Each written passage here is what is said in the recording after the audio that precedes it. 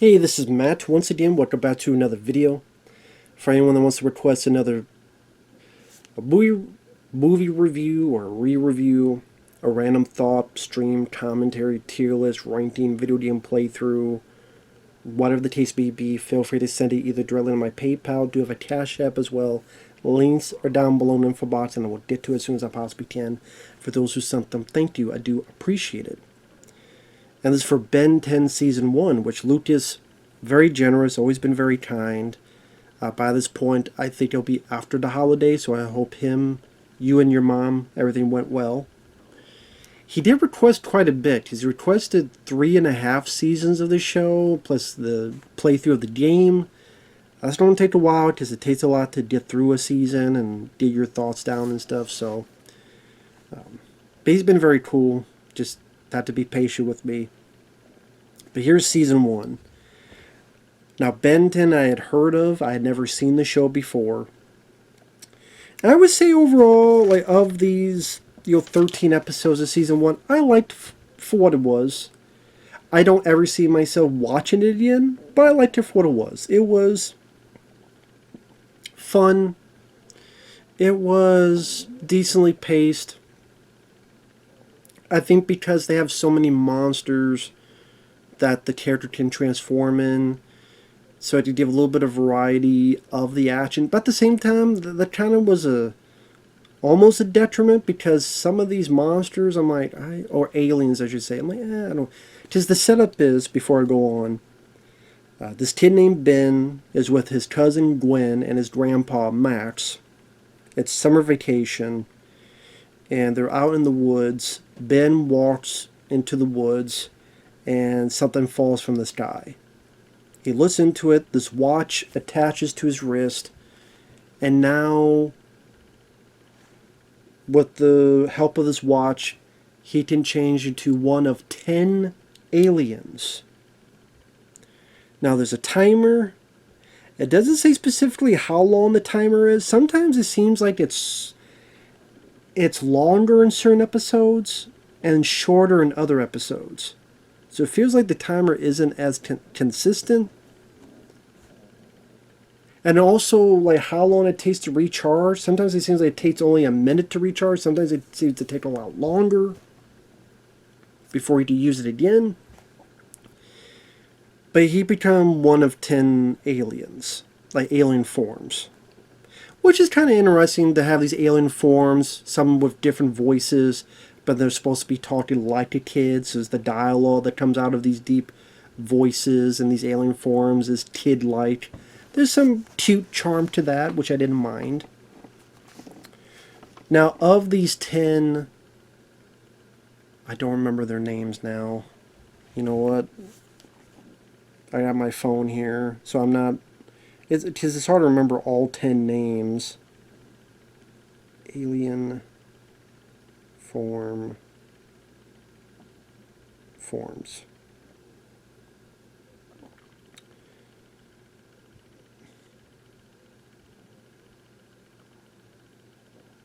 So you have...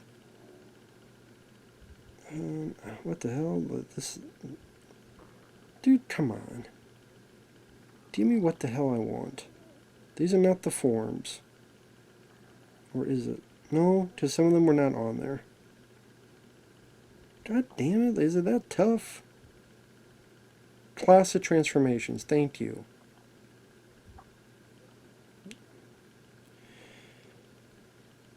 So you have Heat Blast, which was my favorite, because he was like the Human Torch, like Ghost Rider, I should say. His face was like Ghost Rider. He could shoot fire out. His voice, just the design of it, I like quite a bit. And that's this one here. I would say that's my favorite. And he uses that quite a bit, so I guess they kind of knew as well. Then there's Wild Mutt, which was one of my least favorite. It kind of looks like a xenomorph if they're orange and hairy. He doesn't talk. He can only sense, like Daredevil, the sounds and stuff. Just not that interesting power-wise. He has no voice to him. I don't know. Even the look, I'm like, whatever.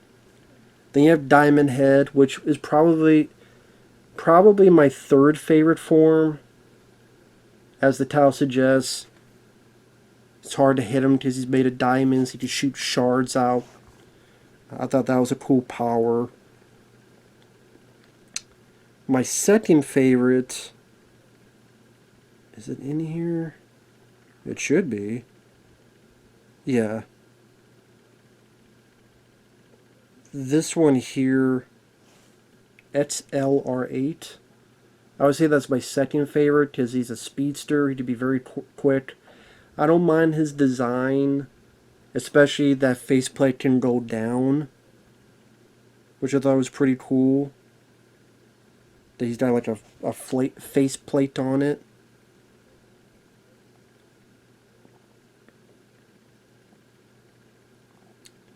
And I like that he's like the speedster. He's like the Flash.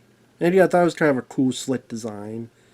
So I would say Heat Blast is number 1, XLRA is number 2, Diamond is number 3. Steam Fly I didn't really care for.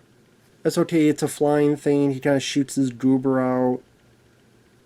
Rip Jaws, again, it's whatever. It's pretty much maybe twice in the season. One because it tastes heavy in water. It's more like a water creature. Upgrade, couldn't really get into that one. Pretty much it could go onto objects and control the objects. I didn't mind Ghost Freak. Because, as the title suggests, he's like a ghost and can float through stuff and be invisible and no one will see him. I think I liked the voice acting on that one, and I liked how try to have a little bit like a horror like attitude when he has that on. I'm trying to think. You have Heat Blast is 1, Wild Mutt 2, Diamond 3, XLRA 4, Ghost Freak 5, Upgrade 6, Ripjaw 7, Steamfly 8. You have Gray Matter, which it's a little guy. He was fine, but he was only in like 2 episodes.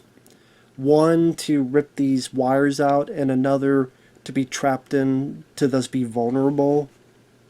It's a cute design, but I mean, it's only there for when the plot.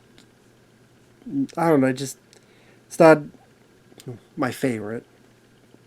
Then you have Four Arms, which I mean, he has 4 arms, so I mean he's strong, but it seems like a lot of these other characters were pretty strong as well. So I'm kind of in the middle. His face, I don't know, his face kind of there as a design. You know, I could take it or leave it. But yeah, I would say that'd be my second favorite. This would probably be my favorite.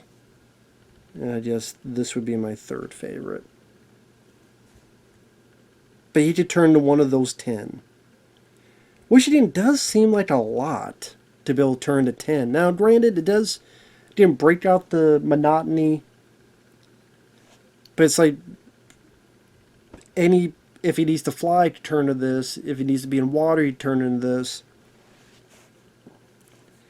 But then just that thing, it seems like he could be okay in any situation. I don't know, it just, something about it, I don't know how to put it. It just seems like, he's vulnerable, but he has like this get out of jail free card every step of the way. It'd be interesting to see what the Heat Blast guy.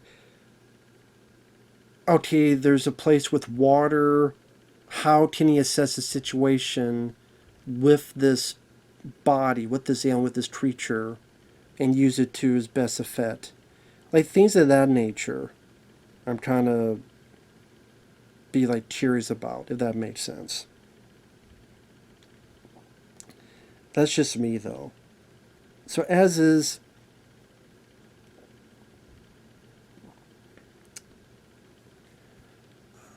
it just seems a lot to deal with, in Maybe that's just me. I don't know. I'm just bumbling around.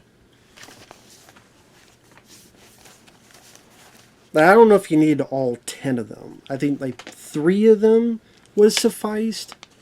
So you could get a handle on all 3 and try to see how all 3 tick. Because again, some of these you only see like 2 times throughout the whole season. And you almost like forget about, oh shit, he does have that one. Now, Ben is voiced by Tara Strong, so the boy is voiced by a lady. Which I don't have a problem with that. I just think it's funny how, nowadays it's, you have to voice who you are in real life. I'm like, well, if you follow those rules, then Tara Strong would not have been able to voice Ben. Like how people got so upset that Hank Azaria voiced Apu because he's a white guy. Well, Tara Strong voiced Ben, and she's not a male. Are you going to get bad at that? Oh no, selective outrage. So, I mean, it should all be fine. This is voice acting. Who has the best voice for the job? An Indian. I doubt you don't have people canceling Ben 10. And it doesn't deserve it anyway. I'm just, the hypocrisy of the system is what I'm getting at. But yeah, Tara Strong, yes, the same one who is Twilight Sparkle in My Little Pony, which I'm not. I'm not a My Little Pony guy. And the grandpa, I'm like, why does he sound familiar? I'm like, oh shit, it's Colonel Roy Campbell. I forget the actor's name, but Metal Gear Solid, the Colonel, Roy Campbell. Where Snake is talking to at the beginning and throughout Metal Gear Solid, and he's in some of the sequels. Snake! Snake! And I played Metal Gear Solid a lot, so I knew I was recognizing that voice. And that's cool hearing throughout the show. It's the Colonel. So I thought that was cool. Gwen, kind of your bitchy cousin. Her and Ben have this, they make fun of each other and they talk shit about each other throughout at least the whole season. In the first episode, they go out to the woods. When Ben goes out, this is deep plot. These aliens are getting this ship, trying to get to it, because they want this watch, which is called the Omnitrix. The deep pod shoots out. Now, funny enough, this deep pod looks like a butt plug. I kid you not, this deep pod looks like a butt plug. I'm not kidding. How you know what that is? Because I just watched the Kim Kardashian first 2 episodes, because that was a request, and they feature a butt plug in that, so that's how I know. But if I look up Ben 10, this deep pod, I wonder if it'll show.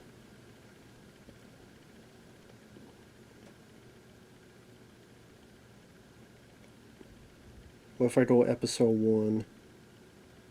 I'm just seeing if it'll show it here. If not, it doesn't, but of course, it's not going to be that specific.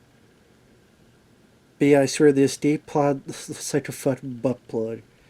Anyway, it lands, attaches onto the kid.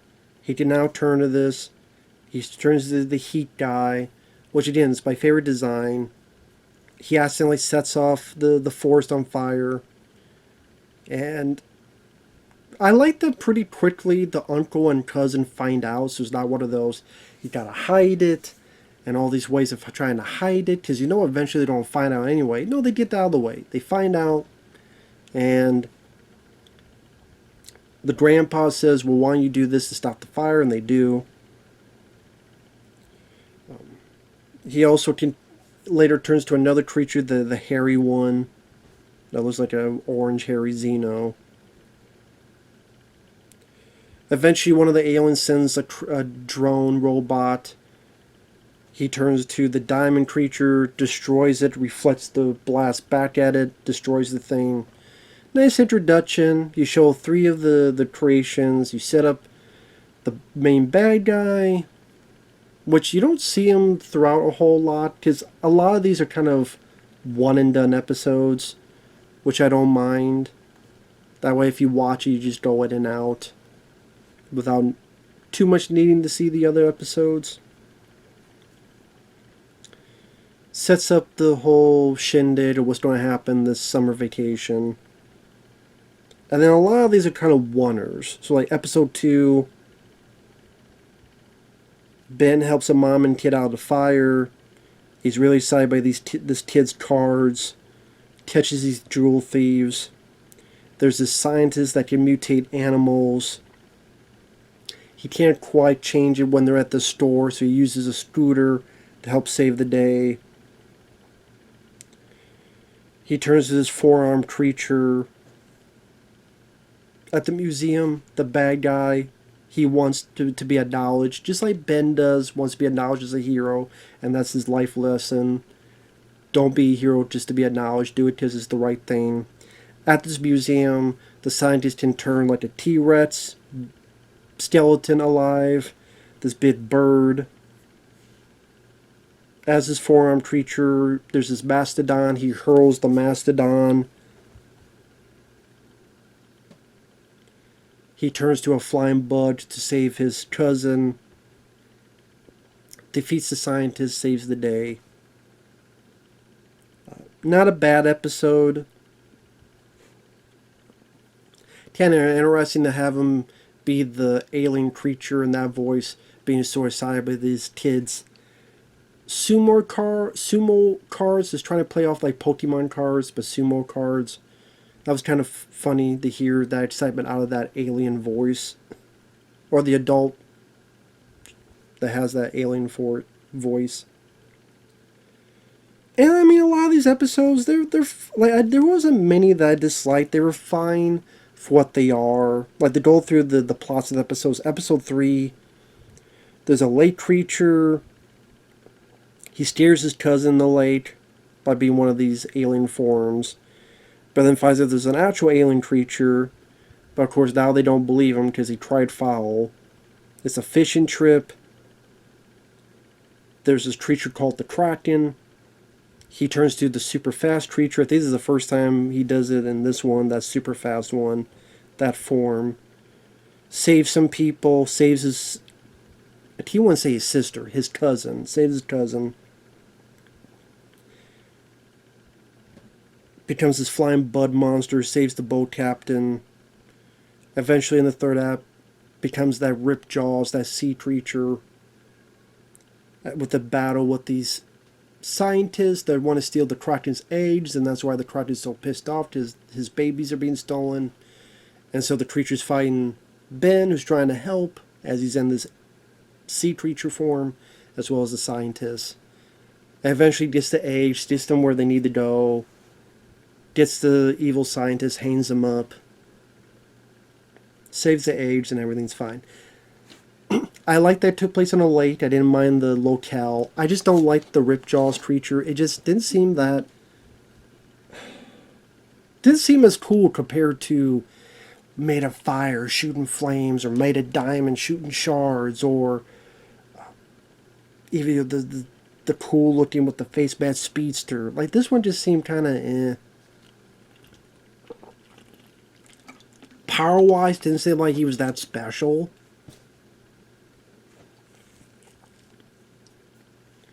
Maybe that's why they didn't use it a lot throughout the season.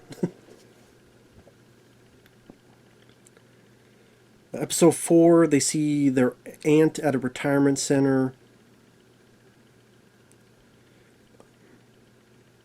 Ben is bored, so he becomes one of his other forms, a ghost, called Ghost Freak. Because he's invisible, no one notices him, and he sees that these weird shenanigans are happening. Hidden doors in the floor, and that the neighborhood's acting strange. When he turns to a kid, one of them notices him, and you tell these are... You find out they're aliens taking form of this group of this community. And they to be like Stretch Armstrong, stretching their arms to wrap around the kid. The kid escapes on a golf court. Try to tell the grandpa. By this point, grandpa's been taken over. So Ben and his cousin have to escape. They find where they need to go. And they find out that there's this race of shape-shifting aliens that have community in these eggs. Kind of remind me of Kilograms from Outer Space, where they're in these... I say eggs, but they're in these domes. They're in this pouches, these pods. They're in these pods, and they talk about how they're putting them in there in the ship to eat them later. They even say they've been marinated by now. Eventually, they get people out of the pods. He becomes the fire guy. Fire doesn't bother them, but they find out water does, so he blasts the pipes. The water goes onto the aliens, and then you get the fuck, and then everything's fine. They get the people out of the pods, return them where they need to go. Everything's fine and dandy. Their aunt is fine. They leave. They get the idea that some shape-shifting aliens have lived. They don't ever appear in Season 1, so I don't know if they ever appear in Season 2. But they never appear in Season 1. I hate when they do that. Like, okay, you want to leave a little bit of a cliffhanger end, not cliffhanger, but a little bit of a sequel bait ending, okay. But then you never showcase in Season 1. It's just a dangling there, loose end. But just, if it eventually ever comes back, then they'll just reference this episode. I mean, I didn't mind the idea of the shape-shifting alien community, and thought kind of a dark idea that these people are going to be used for food. There was a whole lot of usage of his alien forms, again, ghost freak to see what's going on, and then at the end, the heat died, which is mostly useless other than shooting the pipes. But I like the idea, I like the story, the setup of it. Number 5, these 3 bounty hunters are hired.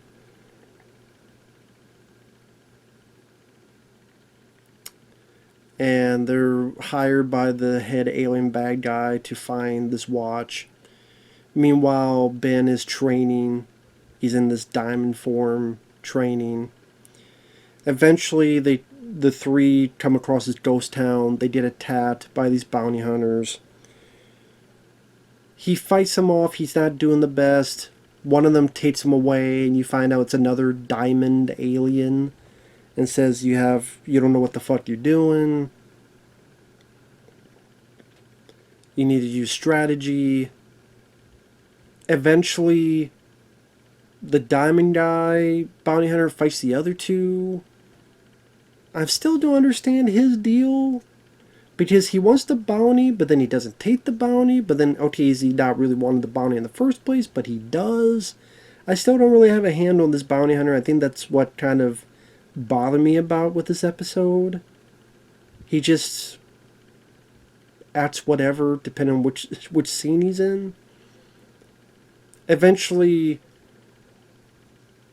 Ben chooses the small alien. It's one of the only times he's in this. To go get in and tear the circuits and the wires out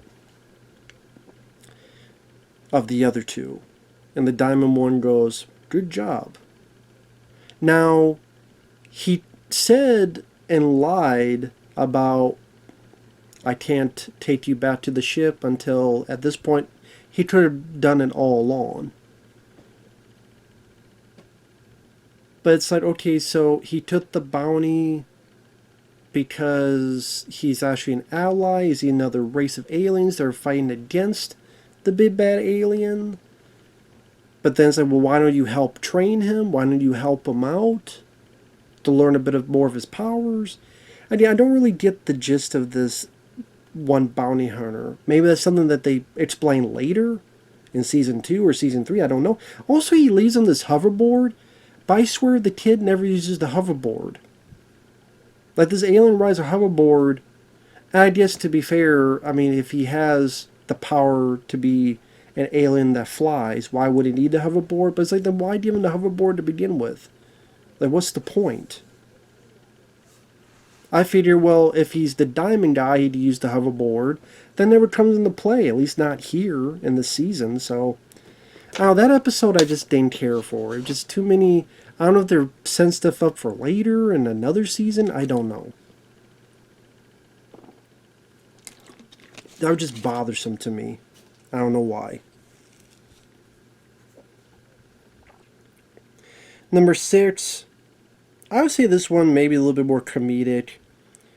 The grandpa brings our two leads to this town, which has like the largest fishbowl or this big ball of rubber bands. Ben likes to play pranks, so he plays a prank dealing with the rubber band as he's in one of these alien forms, but it bounces off and it inadvertently unleashes this little gremlin-like creature. And when I say gremlin, I don't mean by look-wise, but I mean just wanting to fuck things up and mess with people. And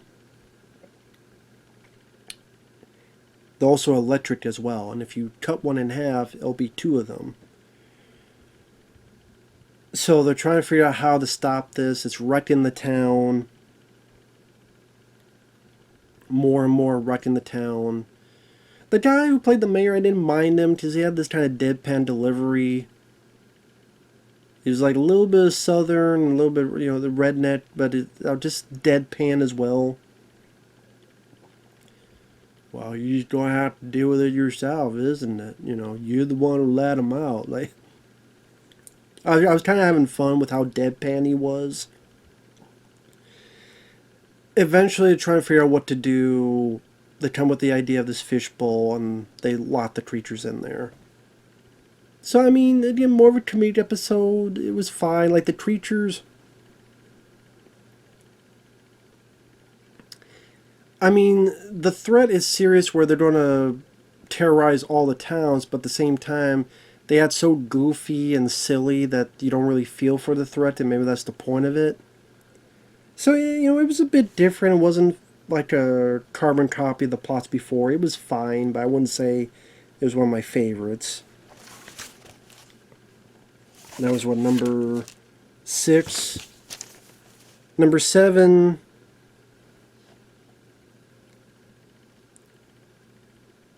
Again, this seems like something that's going to have potential for later usage, where Ben, he's pissed off his grandpa for not being able to use powers for his own advantage, like pretends to be the ghost to sneak in and play this video game.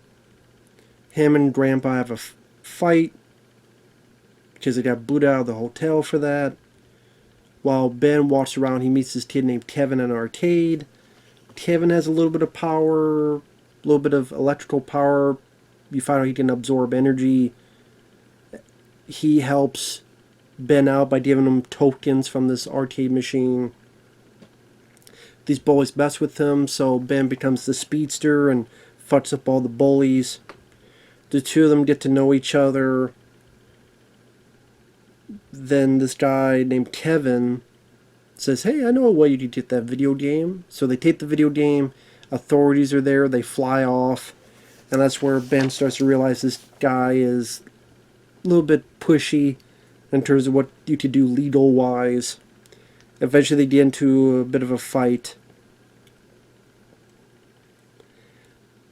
Also, you find out that Kevin can actually absorb some of the power, so he'd have a little bit of that power. So at the end, Ben is the four-armed red creature, and Kevin's like another form of that creature, and they did a bit of a fight, a battle.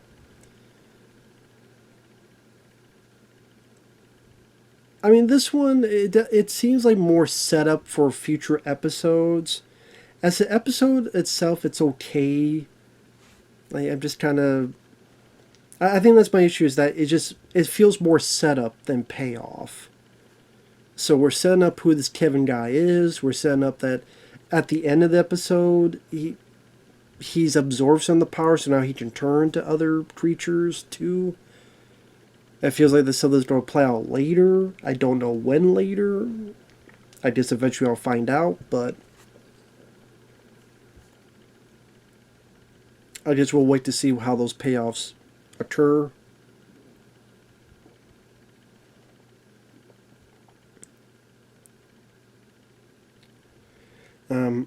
Number 8 is one I didn't mind. I didn't mind some of the action in it.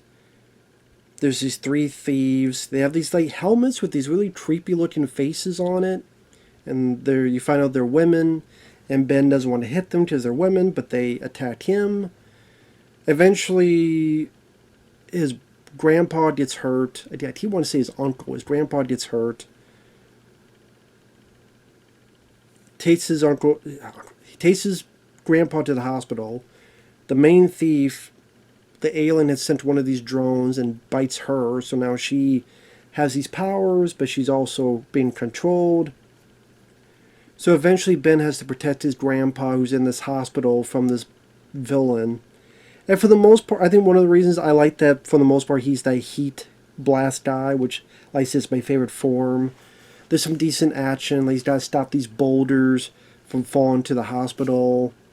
There's a cool moment. One of my favorite moments of the whole season is he throws the girl at this tanker, and then he just snaps his fingers, and a spark falls down to hit the gas and oil and blow up the tanker. I thought that was cool that he just snapped his finger to let the spark fall down, the piece of flame fall down.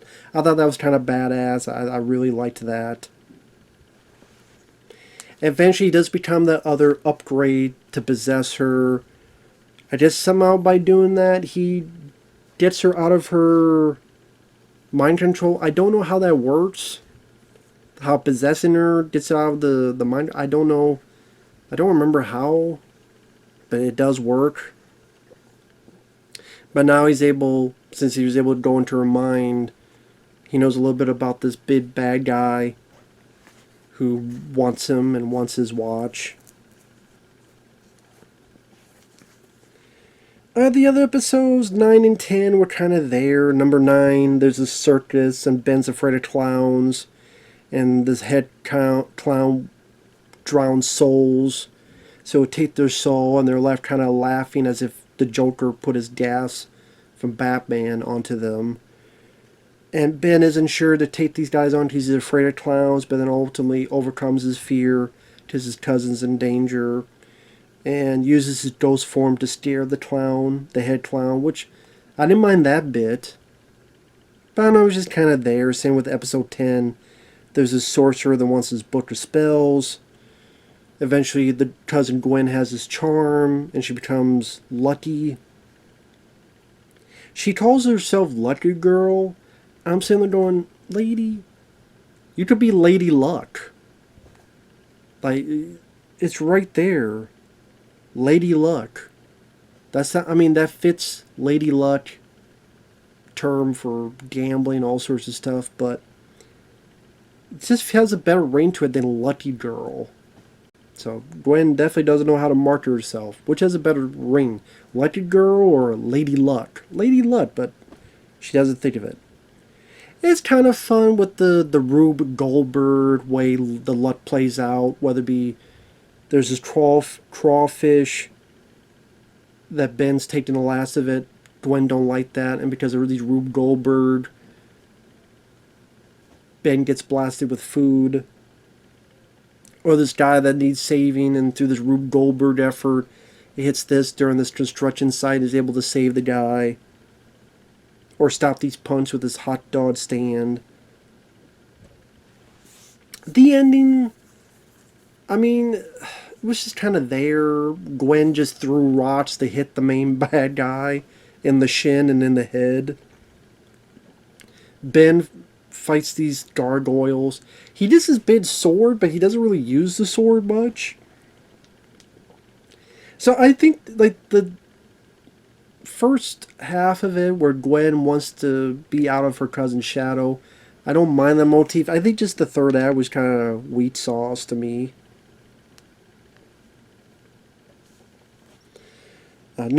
Episode 11, there's this water part he wants to go down, but he's too short. I don't know what his plan was. He was going to turn to an alien, but I'm like, the people are going to be scared and freaked out and call the cops that this alien is now trying to ride a water slide. So I don't know what the fuck Blenn's plan was, but either way, he accidentally becomes this little guy and he's stuck, so he goes down. Or, I'm trying to think, did he do that on purpose, being the little guy? I don't think he did that on purpose. But he's okay, I still get to sneak through, goes down the water slide, but he's stuck on that, and he can't change back. And lo and behold, at the same time, this guy who's into aliens sees him, catches him, and yeah, apparently being this little guy is fucking worthless, because apparently he doesn't have the power, the strength of all these other guys. If a fucking nerd who's into aliens can catch you in a glass jar, it's pretty worthless fucking power. You know what I mean? Pretty worthless fucking power. And it's kind of him running around going up either the chimney or other air ducts, trying to get away, ultimately caught. And then lo and behold, it leads to these knights that have these alien technology and captures the nerd and the little alien. And the nerd guy, like, just doesn't want the alien to hurt, so gets him out. Gwen and the grandpa find where they're at. I did like the grandpa. The bad guys have these scepter beam. The staff that shoots beams, scepters that shoot beams, kind of like Stargate. That's what I look like. I kind of like that. I like the grandpa using that. I think just this little gray alien creature is just such a useless power. I don't know. Just bother me. Episode 12. He has a cold. Which is gross to have this booger just hanging out in some scenes. I mean, I don't need to see that. Because of the cold, his alien powers don't work as well, so when he's that orange hairy Xeno looking thing, he can't see. If he's the forearm guy, he has his stuff under his armpit so he smells. Like, that really, reminds you that it is a kid's show at the end of the day.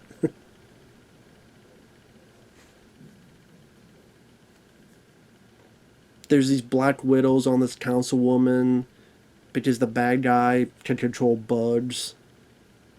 So Ben sneezes accidentally and it gets all the black widows off of her. Obviously, the only thing I liked was when it became the heat blast. Because it was cold, now it was... He shot ice and could freeze stuff. Which, how convenient, because the ending is this power plant nuclear meltdown that needs cooled off. So thankfully, he's lucky enough to have his power and cool the whole thing down. How convenient. And eventually gets better. And then the last episode, it's a battle with the main bad guy, Vilgax. Ben gets caught. You find out Grandpa's been having secrets. He was part of this group. He knows the main villain. He has these weapons. The vehicle could turn into certain things, which obviously they're going, this seems like something you should have used before, this vehicle being able to turn into certain things. It seems like there's a lot of opportunities before that this info could have been used more so.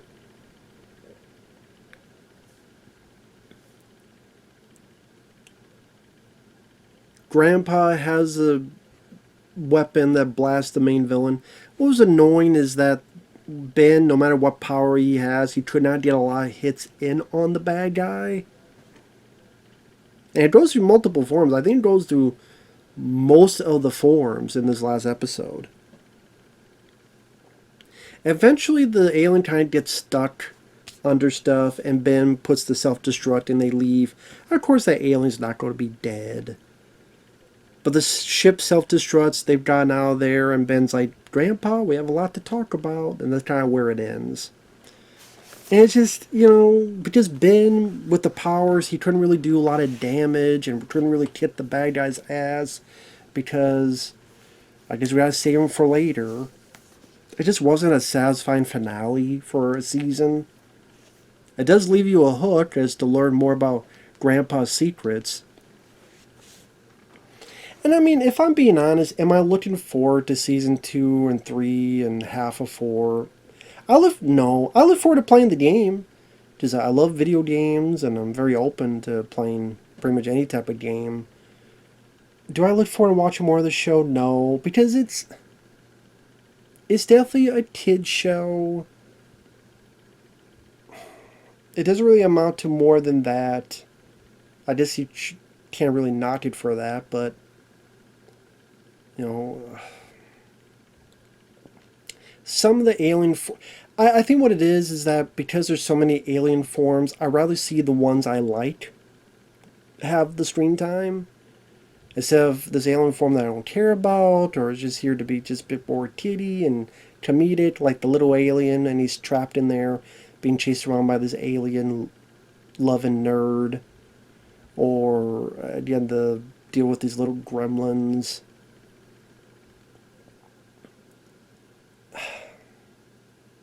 You don't really get a lot of depth build up with Ben or Gwen. Just they're 20-minute episodes and they're kind of monster of the week, which I don't mind. A lot of those aspects in TV shows, but you don't really get much of a handle on the main villain, what his deal is. There's definitely a lot of loose ends for future seasons. There's the Kevin guy who has all these powers. Now there's the shape-shifted aliens that got away. There's the bounty hunter who's the diamond alien. Why did he help Ben out and give this hoverboard that's never used? Ben and Gwen are fine as characters. I won't say I love them, but they're fine. Grandpa, the reason I liked him is because he's voiced by the Colonel from Metal Gear Solid. I mean, if he's a guy that really dealt and fought the main bad guy alien, as we found out at the beginning, it seems like he should have been a lot more useful throughout the rest of the show previously. But, I mean, he does have some usefulness, to be fair. Not as much as you would think, though, considering his supposed background. Like I said, it's a fun enough show.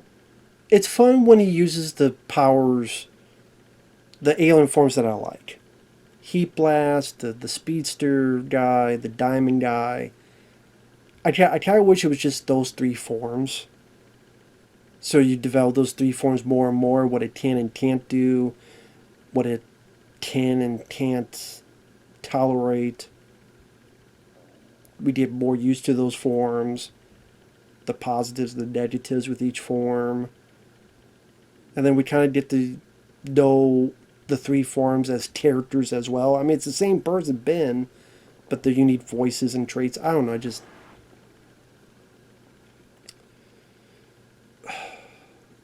like I say, it was there. It was fine. It was fine. It was fun. Nothing I would really hone in and watch again, if that makes sense. Least favorite episode is probably...